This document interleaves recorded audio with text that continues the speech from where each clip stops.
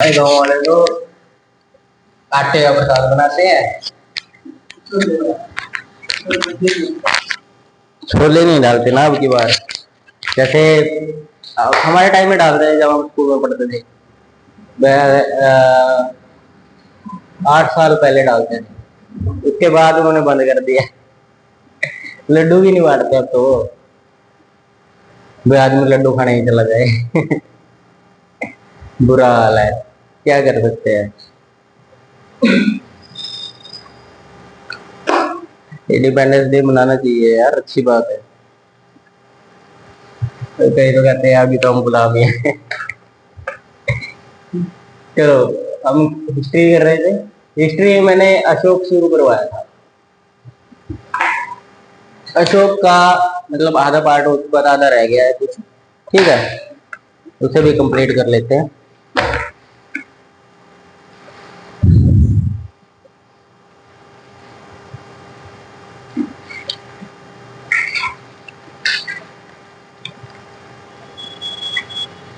अशोक के चौथे शिलालेख में क्या कहा गया है, बताओ।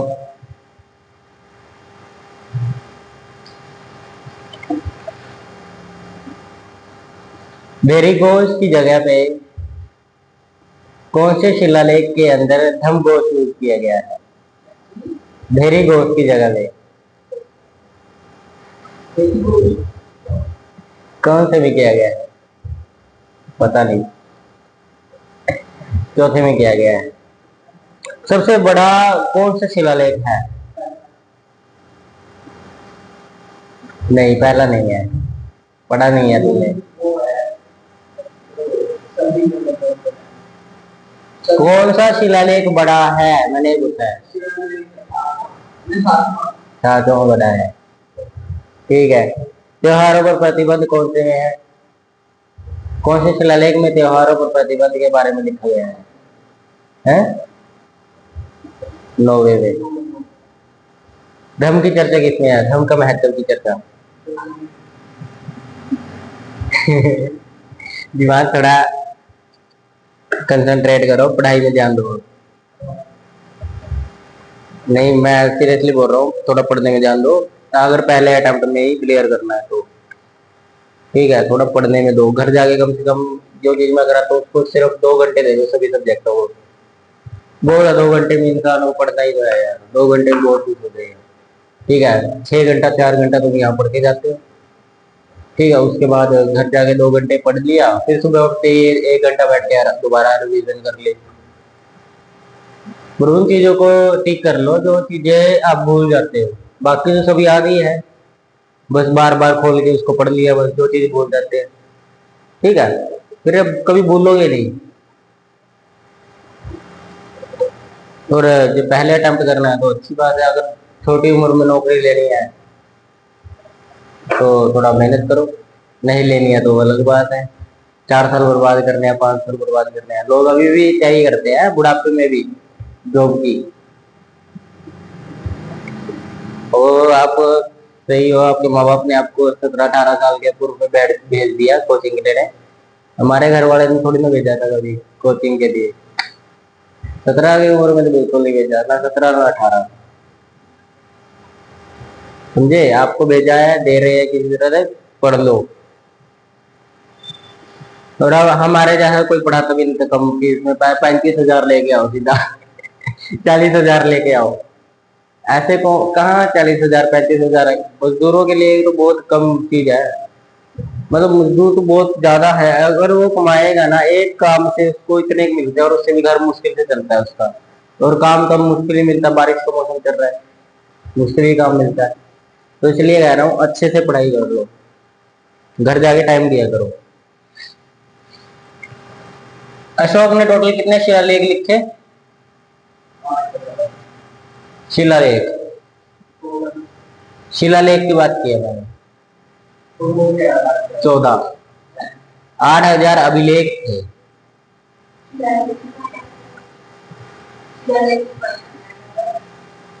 शिलालेख अभिलेख है वो।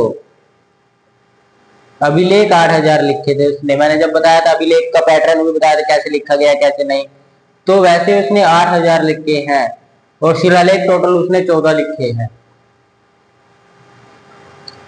टोटल 14 शिलालेख लिखे हैं।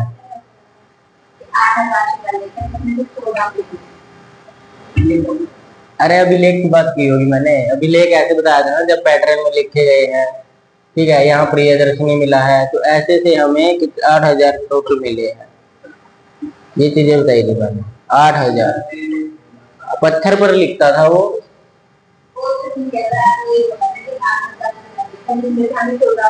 अच्छा, तो चलो कोई बात नहीं, हो गई।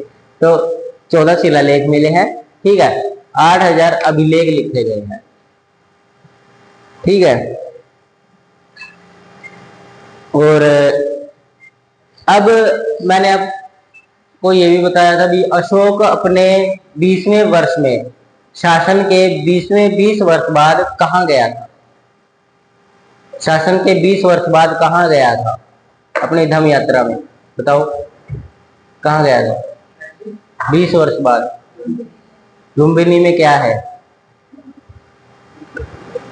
लुम्बिनी शहर में किसका जन्म हुआ? बुद्ध का। बुद्ध का बचपन का नाम, उसके पिता का नाम?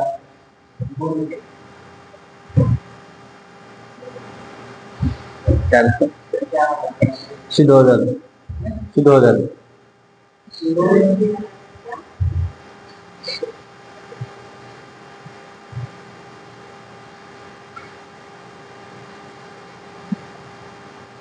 समझ गए? ठीक है, तो ये सब चीजें होनी चाहिए यार, याद रोज रिवीजन करो उसकी। त्योहारों पर प्रतिबंध किसमें, कौन सी शिलालेख में? 9वें में है। 3 अधिकारियों की चर्चा किस अभिलेख में, किस शिलालेख में? 3 अधिकारियों की चर्चा तीसरे में। 3 का मतलब 3, तीसरा, ठीक है। धम्म महामात्र की चर्चा किस शिलालेख में है? अशोक के पिता का क्या नाम था?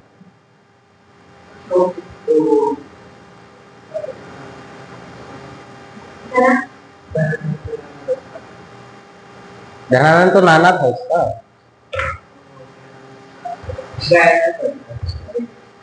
बिंदुसार। क्या था उसके पिता का नाम? बिंदुसार। तो हो जाया। और मगध के ऊपर पहले शासन करने वाला कौन सा वंश था? हरेक वंश का पतन किसने किया, खत्म किसने किया? शिशुनाग वंश, ठीक है। और शिशुनाग वंश का पतन किसने किया? नंद वंश ने। ये सब पता होना चाहिए, ठीक है।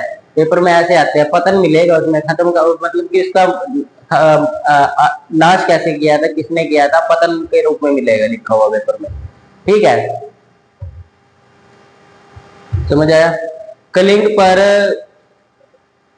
अशोक ने कलिंग पर हमला कब किया था?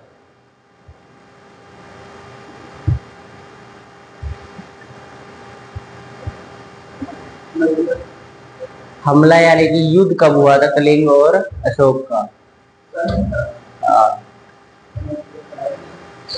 269 ईसा पूर्व में, जब वो प्रशासन पर पहली बार बैठा था। लिख लो इसको, ईसा में। अब ना ये चीजें ना पीछे चलेगी, पीछे की तरफ, पीछे की तरफ चलेगी। अगर 8 साल बाद की बात करेंगे तो ये पीछे जाएगा, आगे नहीं आएगा। 300-400 नहीं, पीछे जाएगा, ठीक है। तो 261 ईसा पूर्व में वह बोध गया गया था। सॉरी, बोध गया गया था। 8 वर्ष बाद उसने अपनी धम्म यात्रा शुरू की थी। क्या की थी? धम्म यात्रा शुरू की थी। लिखवाया था ना कल, 8 वर्ष बाद यानी कि 261 ईसा पूर्व में। और इसके 10 वर्ष बाद यानी कि प्रशासन के 10 वर्ष बाद वह बोध गया गया था। 10 वर्ष बाद मतलब किसमें से घटाएंगे तो 259 ईसा पूर्व में वह बोध गया गया था, जहां बुद्ध को ज्ञान की प्राप्ति हुई थी। लिख लो इसको, 10वें वर्ष में, प्रशासन के 10वें वर्ष में, ठीक है। ये सब होना चाहिए, आपको पता होना चाहिए 10वें वर्ष में।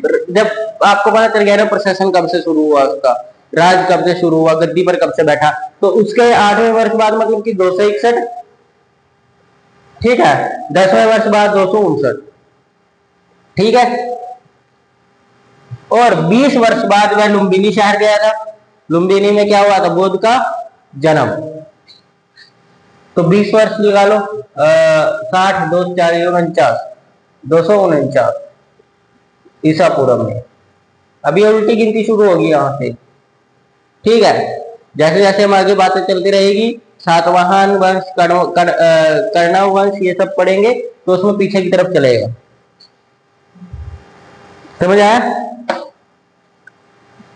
10 वर्ष के बाद प्रशासन के 10वें वर्ष में अशोक कहाँ गया था, बोध गया गया था। ये बातें याद रखनी है, ठीक है, पेपर में पूछे जाते हैं आपको जाने के लिए।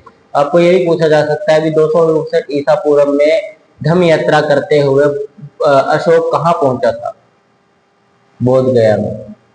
समझ आया? किसी भी तरीके से क्वेश्चन पूछा जाता है।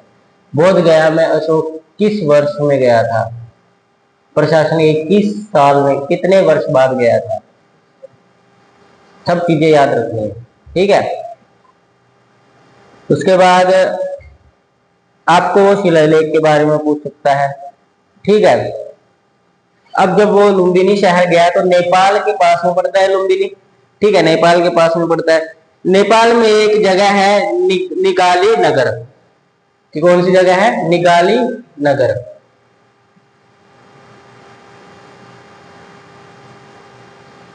निगाली नगर कहां पर है, नेपाल में। वहां पर उसने, अशोक ने, ठीक है, कणक मुनि का स्तूप बनवाया था। किसका, कणक मुनि का, मुनि का स्तूप बनवाया था उसने। अब ये ना अशोक अपनी धर्म यात्रा में काफी चीजें बनाता चला, लिखता चला, कभी किसी का स्तूप बनवा दिया, कभी किसी का, जो दोस्त मिलते गए उसके स्तूप बनवाता था, ठीक है। और 11वें शिलालेख में क्या लिखा गया है, 11वें शिलालेख में धम्म की व्याख्या की गई है, यानी कि धर्म के बारे में चर्चा की गई है, धर्म की व्याख्या। अब देखो, धर्म का महत्व अलग चीज है, धर्म की व्याख्या अलग चीज है, ठीक है। धर्म की व्याख्या, ठीक है, व्याख्या की गई है। उसके बाद 12वें में किया गया, स्त्री के सम्मान की बात की गई है। 12वें शिलालेख में स्त्री के सम्मान की। अशोक बहुत महान शासक था और उसी से हमारे भारत का ज्यादातर इतिहास पता चलता है। तभी तो बोलते हैं भारत एक मतलब कि बहुत ताकतवर देश है। कहने के लिए नहीं, पर कहने के लिए तो देश ताकतवर है, वैसे बेसिक नहीं है इतना ताकतवर। लेकिन कोई भी युद्ध देख लो, भारत कभी पीछे नहीं हटा, जीत के ही लिया। पाकिस्तान हर युद्ध हमसे जीतता है, नहीं, हर युद्ध हारता है हमसे। एक भी युद्ध नहीं उसने जीता हमसे, एक भी युद्ध। फिर भी फिर आ जाता है मुंह उठा के लड़ने के लिए। कभी बेटा बाप को मार सकता है इतना का, नहीं हरा सकता, बेटा बाप को हरा सकता है। तो पाकिस्तान ये बात समझता नहीं है, ठीक है, समझानी पड़ेगी उसको। कई बार समझाया है लेकिन मानता ही नहीं है। अब आवारा के पर लग जाए तो क्या कह सकते हैं। 13वें शिलालेख के अंदर कलिंग युद्ध की चर्चा है, कलिंग युद्ध की चर्चा।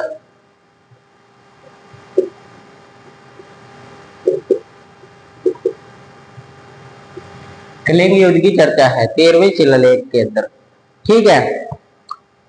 और इसके अंदर यही बताया गया है कलिंग युद्ध के अंदर कैसे अशोक का हृदय परिवर्तन हुआ, ठीक है। तो और भी क्या बात लिखी गई है अशोक के हृदय परिवर्तन के बारे में।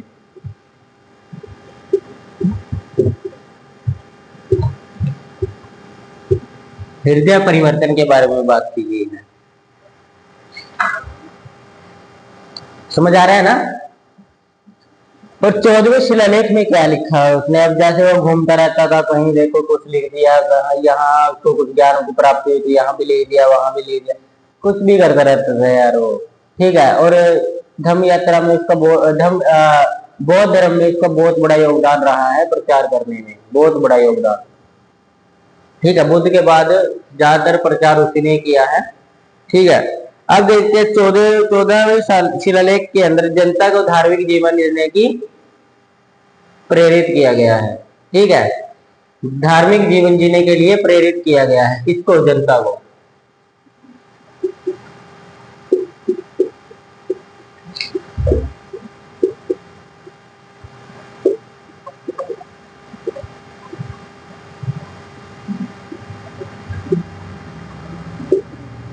ठीक है, प्रेरित किया है अशोक ने।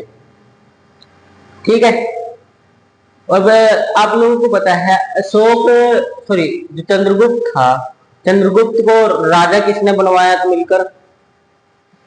चाणक्य ने। चाणक्य को एक नाम से और जाना जाता है, कौटिल्य। कौटिल्य।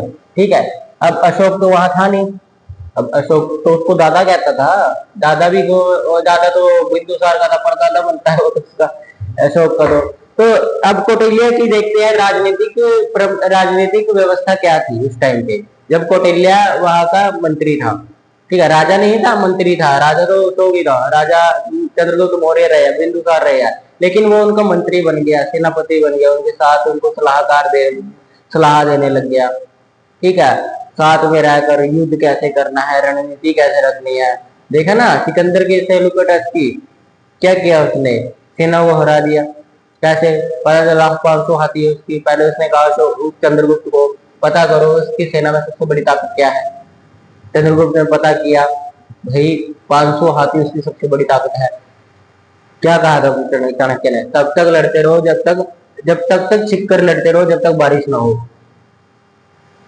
जब बारिश हुई, अशोक की उसकी चंद्रगुप्त की सेना बाहर आ गई।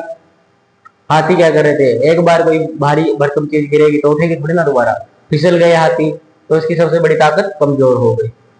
ऐसे कर करके अशोक चंद्रगुप्त ने भी बड़ा किया था साम्राज्य। लेकिन कुछ टाइम बाद चंद्रगुप्त भी क्या हो गया था, उसमें चला गया ज्ञान धर्म में, सब कुछ त्याग दूध कर, तो उसकी मौत हो गई थी। समझे ना? ऐसे ही फिर इसकी कुछ राजनीतिक व्यवस्था थी। अब इसने बुक लिखी है अर्थशास्त्र, बताया था ना। कौन सी बुक लिखी है चाणक्य ने? अर्थशास्त्र। और अर्थशास्त्र कोई इकोनॉमिक्स के बारे में नहीं है, पैसा वगैरह के बारे में नहीं है। अर्थशास्त्र के अंदर राजनीति के बारे में है, राजनीति कैसे करनी है। ठीक है, जैसी आज की हमारी राजनीति है, पर पार्लियामेंट में दो तरह के लोग होते हैं, दो तरह के सदस्य होते हैं। एक तो होता है मंत्री परिषद, एक मंत्री सभा होती है, एक लोकसभा है, एक राज्यसभा होता है ना। विधानसभा कहते हैं जिसको, मंत्री परिषद होता है ना, एमएलए होता है एक तो। ठीक है, एक मंत्री परिषद होता है। वैसे ही इसकी भी एक रणनीति थी, कौटिल्य ने जो बनाई थी। किसने? कौटिल्य, चाणक्य, चाणक्य बोलते हैं। ठीक है, चाणक्य ने जब बुक लिखी, उसने बुक के अंदर सप्तांग अंगों के बारे में बात की है। सप्तांग के बारे में, किसके बारे में चर्चा की है? सप्तांग। पहले भी बताया था कुछ तो इसके बारे में। सप्तांग का मतलब होता है 7 अंग।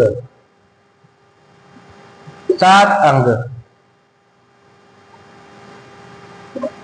कौन कौन से? पहला अंग तो राज्य है, जो मेन पार्ट होता है, राज्य।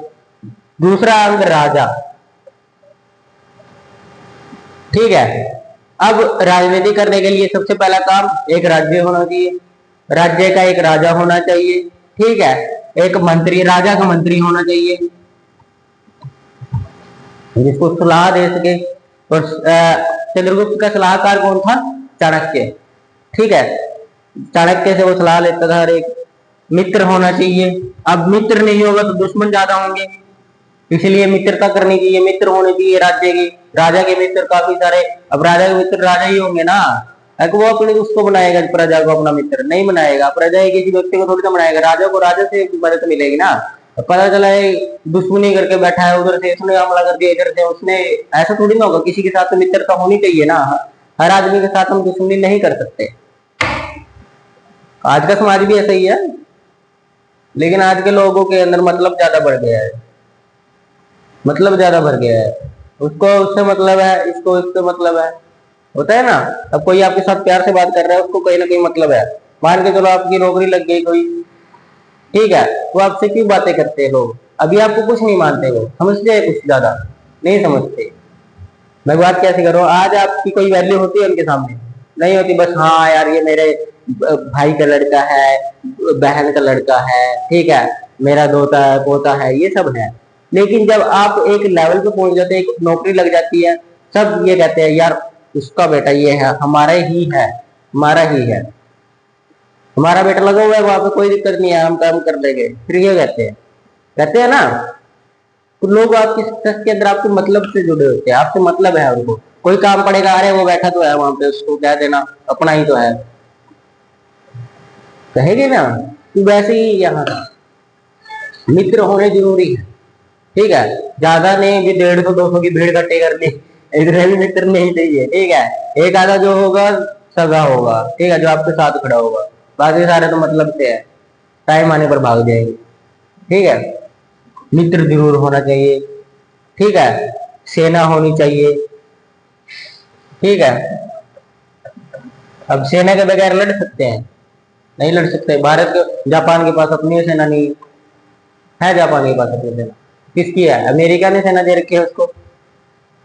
जापान के ऊपर कोई हमला करेगा, अमेरिका ने कहा, अगर अमेरिका ने हाथ हिला दिया मैं नहीं मदद कर रहा, जापान तो गया। सेना, सेना होनी चाहिए, कर कोष होना चाहिए। कर कोष का मतलब होता है, कर कोष मतलब होता है कर का एक प्रोसीजर होना चाहिए। जैसे आप टैक्स भरते हो, आज के टाइम पे भरते हो ना, हर एक गरीब आदमी, हर एक अमीर आदमी आज टैक्स पे करता है। हर एक गरीब आदमी और हर एक अमीर आदमी टैक्स पे करता है, बस उसको दिखाने का तरीका अलग होता है। लोग कहते हैं गरीब आदमी कोई टैक्स पे नहीं करता, लेकिन करता है।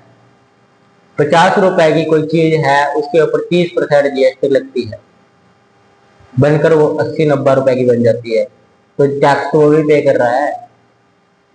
बिजली बिल आता है, बिजली बिल एक यूनिट आती है, तो आपका फिर बिल 150-200 से ऊपर, 1000 रुपए से ऊपर जाता है विद टैक्स। पढ़ के देखना कभी, बिल के अंदर सब कुछ लिखा होता है भी कितने रुपए, कितने क्या से जुड़े, कितने रुपए कैसे जुड़े। तो टैक्स हर व्यक्ति पे करता है।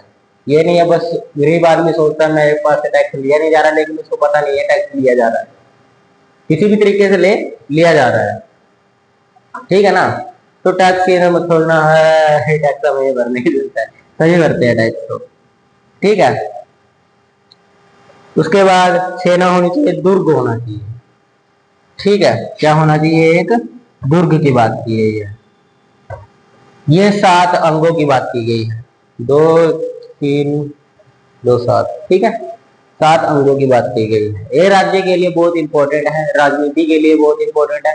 आज के टाइम में देख लो, एक उसके अंदर, एक पार्टी के अंदर बहुत सारे लोग होते हैं, पर अलग अलग ओहदे पे होते हैं ना, होते हैं ना। आज के टाइम में भी एक पार्टी के अंदर काफी सारे लोग होते हैं, और काफी सारे लोगों के भी अलग अलग ओहदे होते हैं ना। तो उसी हिसाब से राजनीति के लिए 7 अंगों की जरूरत होती है। समझ आया? आगे समझ, कोई डाउट नहीं। अब मित्र भी होते हैं। अब कहोगे पार्टी वाले से एक दूसरे को गालियां देते हैं, नहीं। जब भी मान के चलो किसी सरकार की वोटिंग कम हुई है और इधरली सरकार की भी वोटिंग बराबर है, दोनों मिलाकर अपनी वोटिंग, मान के चलो कोई एक सरकार है, बहुत अच्छी वोटिंग आ रही है, लेकिन वो जिस वोटिंग से वो जीत सकती है उतनी वोटिंग नहीं आई, कुछ कम रहेगी, ठीक है। और इधर से उठा लिया, मान के चलो इधर से भी किसी की अच्छी वोटिंग आ गई, लेकिन जितनी चाहिए उतनी नहीं आई, उसके पास भी कम रहेगी, तो ये दोनों आपस में मिल जाते हैं। कहते भी तो वोटिंग ये ले ले, कुछ वोटिंग मैं ले लेता हूँ, तो उसको बोलते हैं संगठन की सरकार, गठबंधन की सरकार। क्या बोलते हैं? गठबंधन की सरकार। तो मित्र तो होते ही हैं। कौन कहता है मित्र देते? वो आपको दिखाने के लिए है, लड़ाई झगड़े उनके, गाली देना एक दूसरे को, पर रियलिटी नहीं होती, ठीक है। गठबंधन की सरकार 1-2 बार बनी है इंडिया में, बाकी ज्यादा नहीं बनी है, ठीक है। समझ आया ये सब? आपको तो पता नहीं था सरकार दो पार्टियां मिलकर भी सरकार बनती है।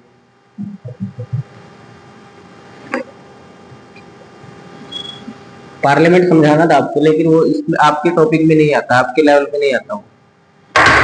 इतना हार्ड नहीं पूछता आपसे, आपसे ऊपर ऊपर का पूछेगा भाई ये बताओ, और ना डीपली पढ़ाना था तो मैं डीपली पढ़ा देता।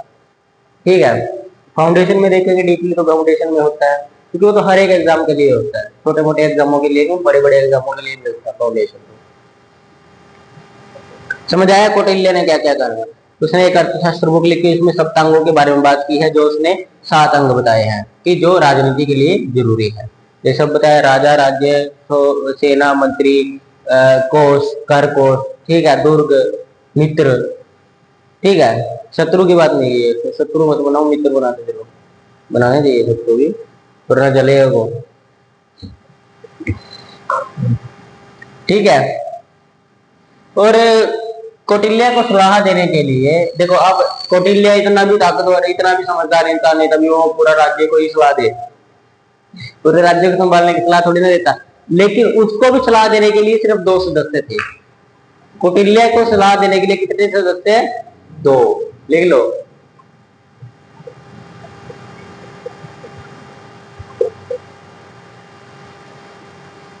सलाहकार थे, कि देखो अब अशोक के हाथ में तो कुछ रहा ही नहीं था, अशोक तो बेचारा धम यात्रा में निकल हुआ था ना।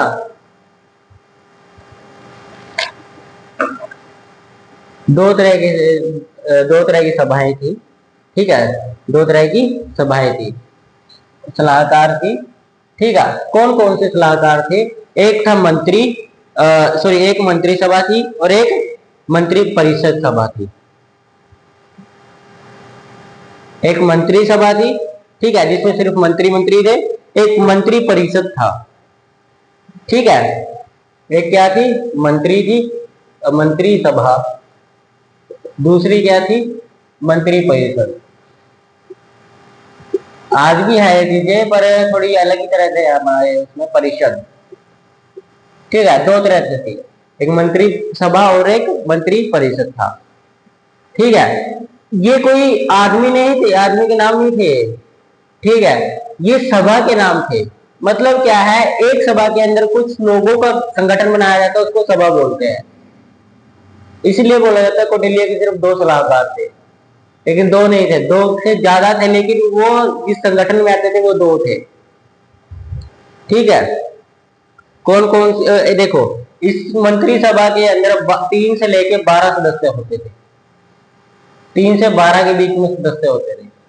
ठीक है, और इसके अंदर 12 से 16 तक के सदस्य होते थे, 12 से 16, यानी 12 भी हो सकते थे, 12 से कम नहीं होनी चाहिए, ठीक है, और 16 से ज्यादा नहीं होते थे।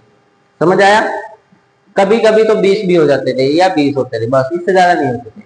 लिख लो, 20 भी होते थे, हो सकता है 20 भी हो सकते थे, लेकिन अमूमन जो माना जाता है वो 12 से 20 का माना है, 12 से 16 का माना जाता है, भी 12 से 16 तो होंगे ही होंगे। ठीक है, समझ आया? ठीक है, अब मौर्य वंश के जो शीर्षक अधिकारी थे, ठीक है, उसके साथ के अधिकारी थे जो उसका काम करते थे, आगे उसको सलाह देते थे, ये इधर से वो संभालता था, इधर से वो संभालता था। ठीक है, अब अकेले राजा की बस की बात तो सारा कुछ संभालना नहीं है, इतना बड़ा मगध था, इतना बड़ा मगध था ये पूरा, ये तो एक गांव नहीं संभलता, सरपंच के पास एक गांव नहीं संभलता पूरा, उधर वो लड़ रहा है, उसकी लड़ाई बढ़ रही है, पता चला मोहल्ले पिछले मोहल्ले में से भी लड़ाई आ रही है, अब सरपंच वहां समझाने जाए, उस साइड पंचायत समझाने जाए, नहीं समझा पाता, सरपंच के लिए हो जाता है, इसलिए आगे पंच बनाए जाते हैं, बनाए जाते हैं ना पंच। तो उसी हिसाब से एक राजा के साथ उसके अधिकारी काम करते थे, जिनको हम तीर्थ बोलते हैं, जिनको बोला जाता था तीर्थ। क्या बोला जाता था? तीर्थ बोला जाता था इनको, लिख लो। मौर्य राजा के शीर्षक अधिकारी, शीर्षक अधिकारी, जिनको हम क्या बोलते थे? तीर्थक, शीर्षक अधिकारी।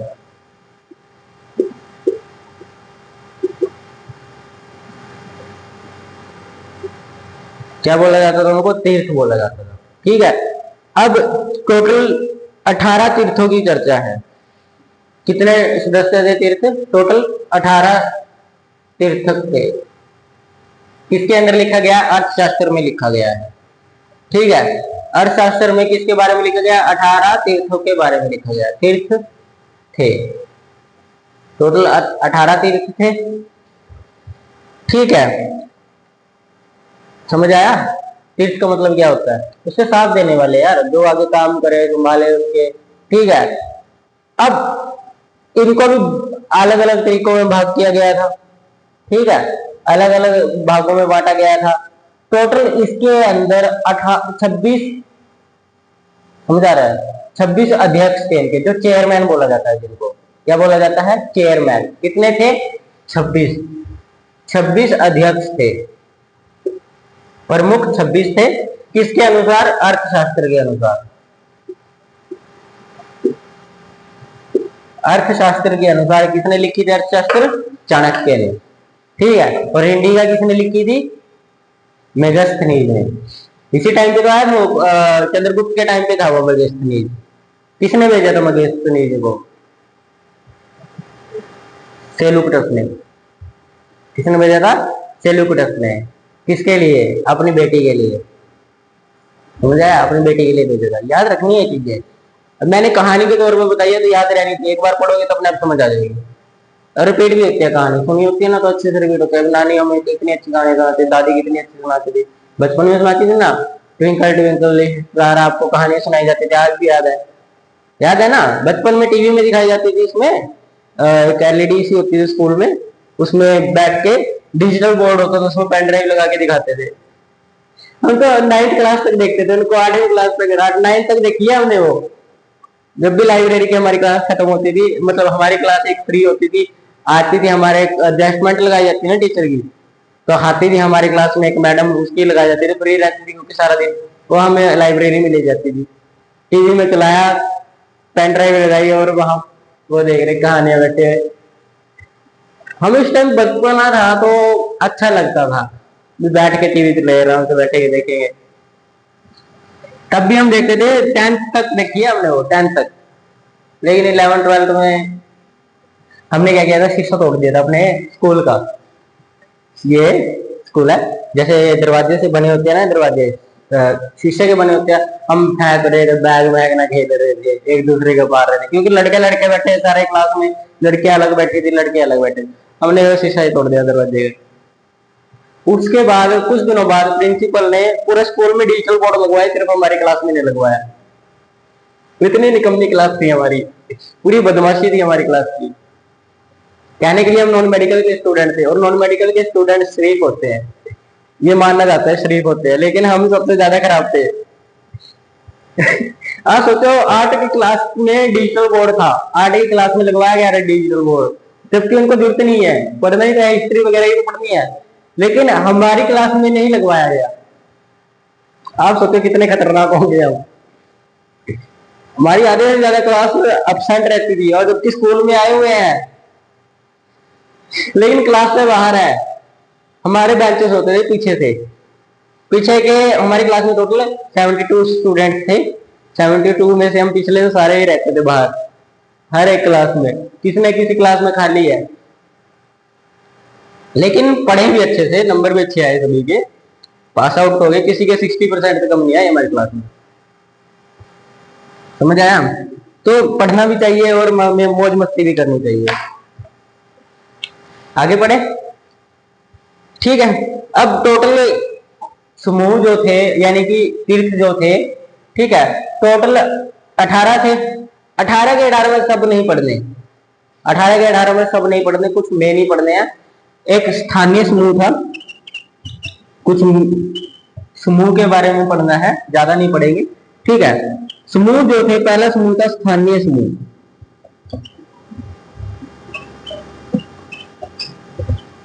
ठीक है, स्थानीय समूह था। इसके अंदर 800 गांव आते थे, 800 गांव का समूह था ये। 800 ग्राम, ग्राम बोलते हैं ना गांव को, पहले ग्राम बोलते थे, ठीक है, आज ही गांव बोलते हैं, ठीक है।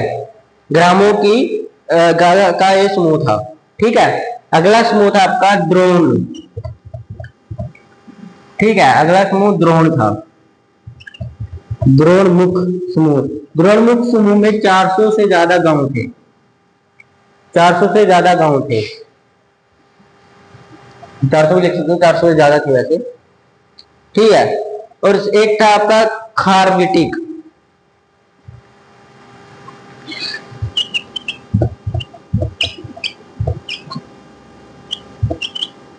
यहाँ की जगह मैं यहाँ लिख देता हूँ।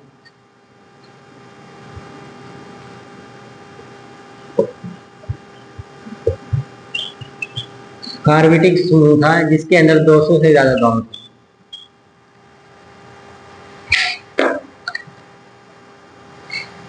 कितने गांव थे? 200 से ज्यादा गांव थे।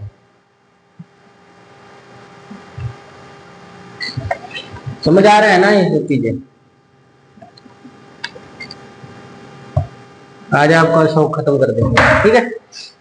कल फिर नया करेंगे। आगे शुभ वंश करेंगे, शुभ वंश। ठीक है, शुभ वंश कितने थे टोटल? 200 थे। 200 ग्राम, इसमें भी ग्राम लिख लो, ग्राम थे। ठीक है, अगला जो था आपका संग्रहण था,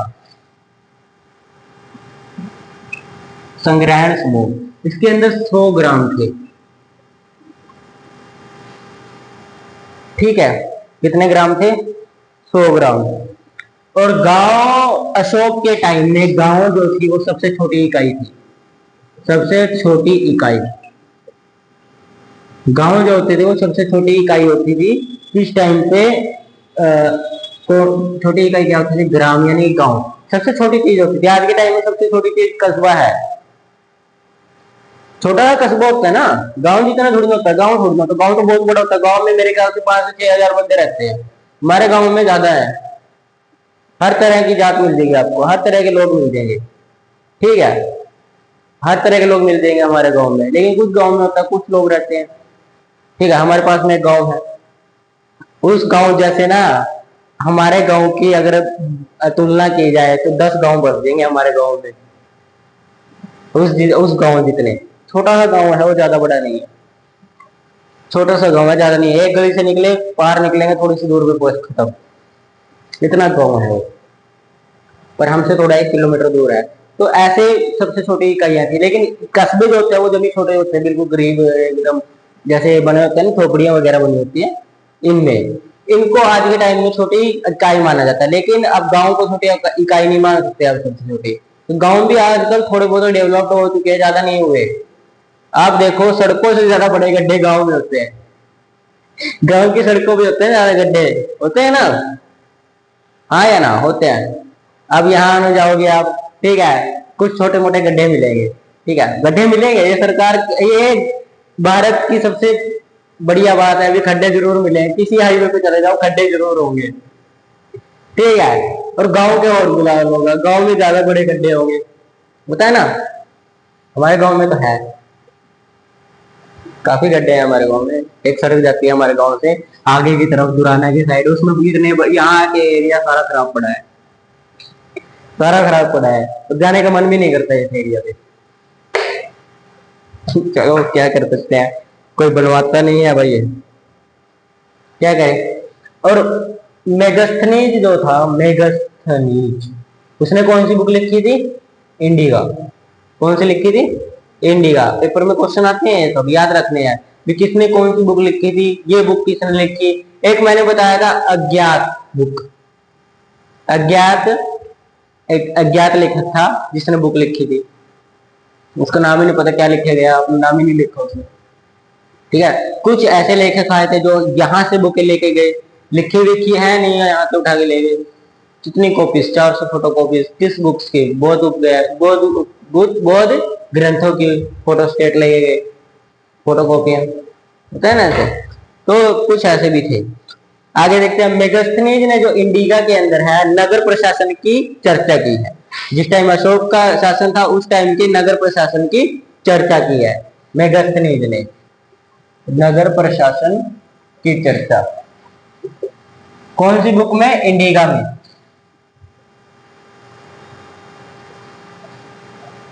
वैसे का बोलते हैं, गा बोल जाता है, बोलने में गा गा आता है, लेकिन लिखने में का आता है, इंडिका। ठीक है, ठीक है। उसमें नगर प्रशासन के अंदर 30 सदस्यों की बात कही गई है। इसी बुक के अंदर नगर प्रशासन के अंदर 30 सदस्य होते थे। जैसे आज नहीं आपके वार्ड में या शहरों में जो वार्ड होते हैं उनके अंदर सदस्य होते हैं अलग से, कमेटी अलग से होती है उनकी, सफाई कर्मचारी अलग से होते हैं, ये सब होता है। अब यहाँ पे जाओगे आप, आपके एरिया के जो कोचिंग का एरिया है यहाँ पे सफाई करने वाले अलग होंगे, ठीक है। ये हॉस्पिटल की साइड सफाई करने वाले दो अलग से होंगे, ठीक है। और कचरा उठाने की भी गाड़ियां अलग अलग है, एक नहीं है, कचरा उठाने की भी अलग अलग है। यहाँ आएगा ट्रॉली ट्रैक्टर, इधर आएगा वो उठाती होता ना, वो आएगा।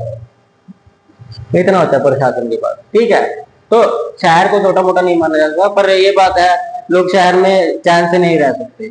गांव चैन से रहने की जगह है, लेकिन वहां पर आजकल पड़ोसी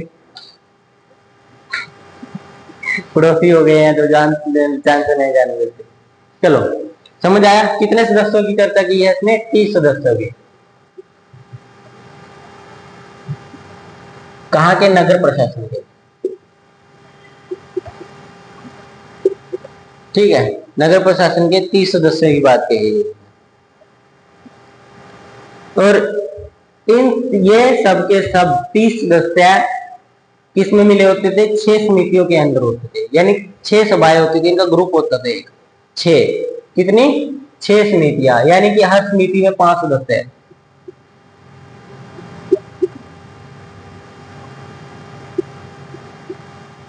समझ आया? हर समिति में 5 सदस्य होते थे। कर लो ना डिवाइड, 6 से 30, 30 से 5 आगे 5 सदस्य हर एक समिति में, ठीक है। समझ आ रहा है ना?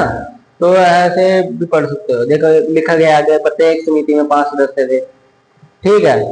उसके बाद 2 प्रकार की समितियां होती थी, एक सैन्य होती थी यानी कि सेना की होती थी, और एक तरह की होती थी सामान्य, जो सामान्य प्रशासन करते थे, ठीक है। एक होती थी सैन्य, जिसको सेना बोला जाता है, सेना की तरह, ठीक है। जैसे आपके स्वीपर वगैरह ये सब काम करते हैं, ठीक है। और हथियार पुलिस वगैरह के हो गए, ठीक है। ये सब पहले सिपाही होते थे, पुलिस वगैरह कौन पूछता था? पता चला लोग जा रहे हैं, राजा गया, राजा बैठा जाके, पुलिस वाला पान खा रहा है। कब कब आता है जी, यहाँ आने का कष्ट कैसे किया?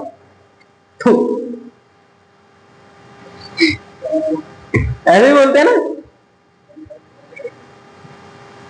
नहीं, हाँ हाँ ऐसे बोले वाला जी को बोला, ऐसे तो बोलते हैं। अब मुंह में पान घुसा रहता है इनके हमेशा, पुलिस वालों के। देखा है कभी?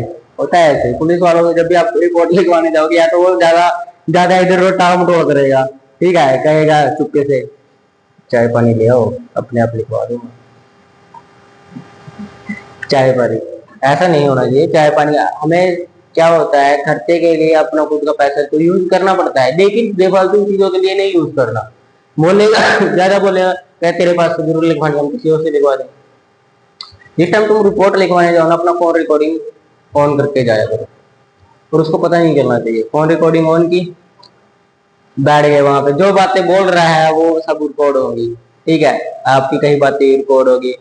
आप जाओ सीधा डिस्ट्रिक्ट मजिस्ट्रेट के पास, ठीक है, डाल दी, बता दिया उसको। अगर वो भी मिला हुआ तो आप, सोशल मीडिया है आजकल, तो सोशल मीडिया पे डाल दो, अपने आप कहीं से कहीं पहुंच जाती है। होता है ना, आपके साथ ये हो रहा है, वो हो रहा है, उसकी बातें भी डाल दो, मेरे साथ ये बात थी, मैं लिखवाने गया, मुझसे चाय पानी मांगे, मैं गरीब आदमी कहाँ से दूं? चाहे गरीब ना हो, बोल सकते हो, ठीक है। तो सैन्य और सामान्य प्रशासन था। देखो कॉन्स्टिट्यूशन में बहुत पावर होती है, ठीक है। उसने आम इंसान को भी ना एक राजा की फीलिंग दी है, संविधान ने एक राजा की फीलिंग दी है आम आम इंसान को भी। देख लो 19 अधिकार, 19 आर्टिकल में सभी तरह के अधिकार है, जहां चाहो वहां घूमो, जहां जिससे चाहो वैसे रहो। बोला है ना 19 में, कितने सारे अधिकार दे दिए। भाई आपको कुछ कह सकता है?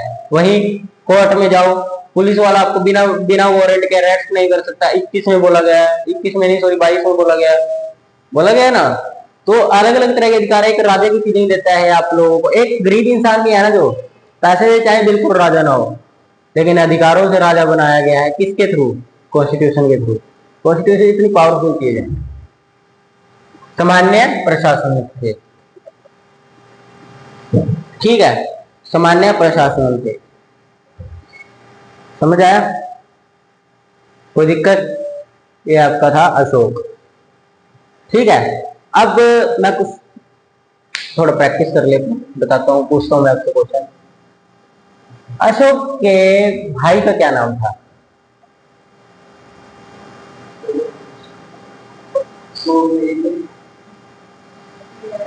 सुष्मित। बड़े भाई का नाम जिसके बारे में पता है हमें, सुष्मित। ठीक है, और उसके टोटल कितने भाई थे? 99। सोमा बहुत था, सेंचुरी मारी थी बिंदुसार ने। Century, world record. सच्चाई है, राजा रंगीन होते थे उस टाइम पे। देखा ना, लड़की शादी कर लेते हैं। चलो, पहले तो ये सब था, आज के टाइम में एक शादी एक ही आदमी कर सकता। मुसलमानों के लिए भी सब, मुसलमानों में पहले क्या था, जो सिख ये मुसलमानों का जो धर्म था, मुस्लिम धर्म था, उसके अंदर पहले लोग, जो हमारे इंडिया के लोग थे, मुसलमान थे जो, वो 3 शादियां कर सकते थे। पहले 3 कर सकते थे, लेकिन अब ये सब सबको बराबरी कर दिया गया कि एक ही शादी होगी, एक का एक से विवाह। वो अलग बात है, किसी की वाइफ मर जाती है तो वो एक शादी कर, दोबारा शादी अपने देवर या किसी से शादी कर सकता है, और किसी अपनी मतलब जो बहन वगैरह थी उसकी दूसरी उससे शादी कर सकता है, वरना किसी और से शादी कर सकता है। ठीक है, ये सब था। लेकिन अब कह दिया गया अपनी मर्जी है भाई, पर एक शादी के अलावा दूसरी शादी नहीं, जब तक डाइवोर्स नहीं होता तब तक दूसरी शादी नहीं कर सकता। लेकिन आज के टाइम में ऐसे भी होता है, कई लोग डाइवोर्स में, जैसे लड़की को फिर भी बिना केस चल रहा है और बिठा दी गई, हो जाता है ऐसे। लेकिन वही बात है, पर एक आदमी 2 शादियां ना करे तो तभी ठीक है। अब एक जिसके साथ जिंदगी लिखी गई है तो बिता लो भाई, ठीक है ना, क्या झगड़े क्या लड़ाई। अब अब बताओ मेरे को, मेगस्थनीज ने कौन सी बुक लिखी? मेगस्थनीज ने इंडिका, इंडिका लिखी थी इसने। ठीक है, तक्षशिला का राजा कौन था? तक्षशिला का चाणक्य वहां का गुरु था, और ठीक है। और अशोक चंद्रगुप्त के समय मगध पर आक्रमण किसने किया था? चंद्रगुप्त के समय मगध पर आक्रमण किसने किया था? चंद्रगुप्त के समय, जब चंद्रगुप्त राजा था, तो मगध के ऊपर आक्रमण किसने किया था?